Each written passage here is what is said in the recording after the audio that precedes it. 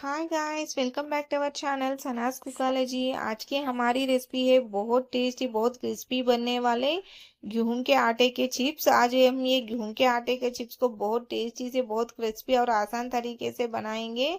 आप इस तरह से एक बार गेहूं के आटे से ये चिप को बना के देखिए। आप इसे 20 से 25 दिन तक स्टोर करके रख सकते हो। आप ये चिप्स को टी टाइम स्नैक्स के लिए या बच्चों के स्नैक्स में भी रख के दे सकते हो। ये बहुत क्रिस्पी और बहुत टेस्टी बनते हैं। चलिए आज हम ये आटे वाले चिप्स को बनाना शुरू करेंगे।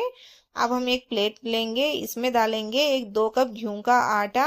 आप जो कप से आटा ले रहे हो उसी कप से सारे चीजों को मेशर कर लीजिए। अब हम इसी में एक आधा कप बारीक वाली सोजी लेंगे। अब हम इन सारी चीजों को अच्छे से मिक्स कर लेना है। सोजी आटा अच्छे से मिक्स होना चाहिए।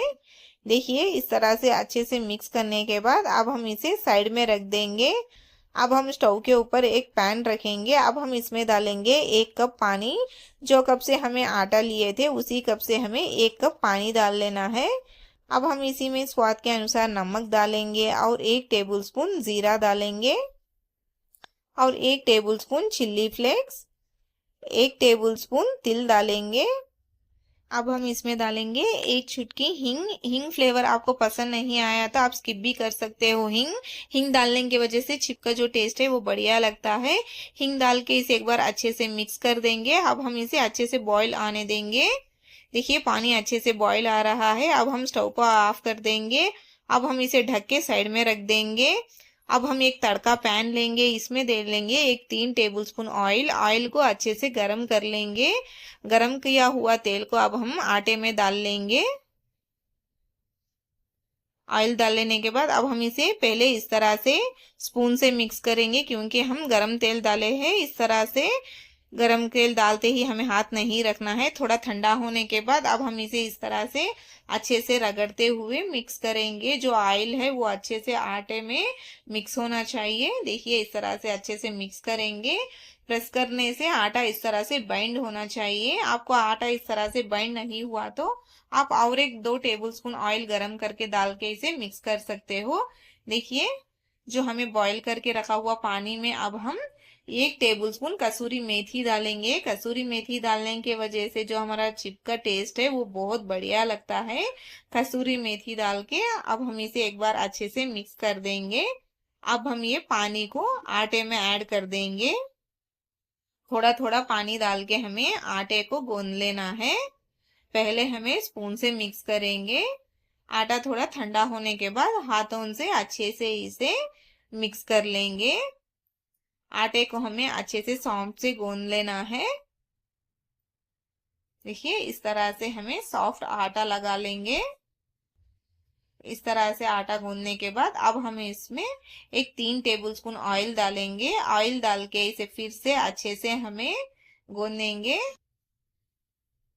देखिए इस तरह से सॉफ्ट से गूंदना चाहिए। इस तरह से आटे को अच्छे से मिक्स करने के वजह से जो हमारे चिप्स है वो अच्छे से खस्ते क्रिस्पी बनते हैं। इस तरह से सॉफ्ट से मिक्स करने के बाद अब हम इसे ढक के एक 10 मिनट तक इसे भिगो लेंगे।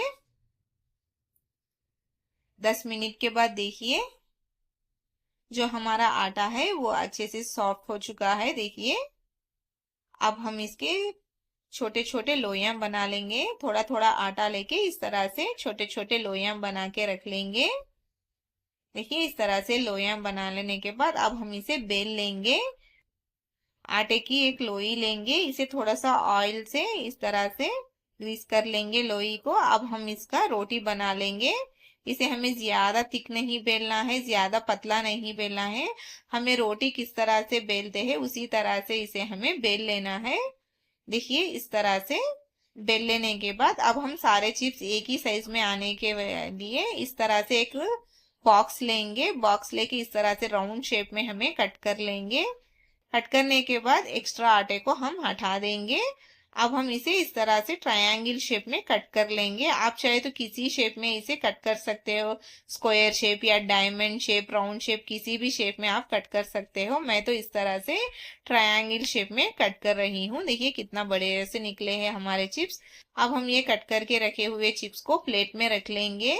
अब हम और थोड़ा आसानी से हमें चिप्स को बना लेंगे। देखिए इस तरह से एक बढ़िया सा रोटी को बेल लेंगे। आप चाहिए तो बढ़िया सा आपको कितना बड़ा हुआ उतना बड़ा आप रोटी को बेल लीजिए। इस तरह से बेलने के बाद बॉक्स से हमें इस तरह से राउंड शेप में कट कर लेंगे। एक्स्ट्रा आटा को हटा के इस तरह से ट्रायंगल शेप में चिप्स को कट कर लेंगे।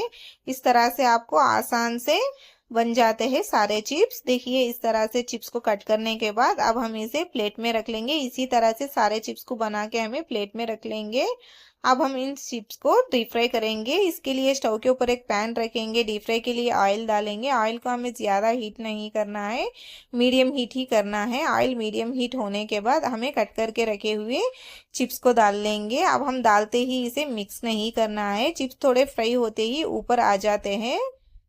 देखिए चिप्स थोड़े फ्राई हो चुके हैं, ये सारे ऊपर आ चुके हैं। अब हम इसे इस तरह से दूसरे साइड फ्लिप करेंगे। इस तरह से दोनों साइड फ्लिप करते इस तरह से मिक्स करते हम चिप्स को अच्छे से क्रिस्पी होने तक फ्राई करना है। अब हम ये चिप्स को मीडियम फ्लेम रख के ही फ्राई करेंगे। हाई फ्लेम में इसे हमें बिल्कुल फ्राई नहीं करना है। मीडियम फ्लेम रखते इस तरह से मिक्स करते हमें लाइट गोल्डन कलर आने तक इसे फ्राई करेंगे।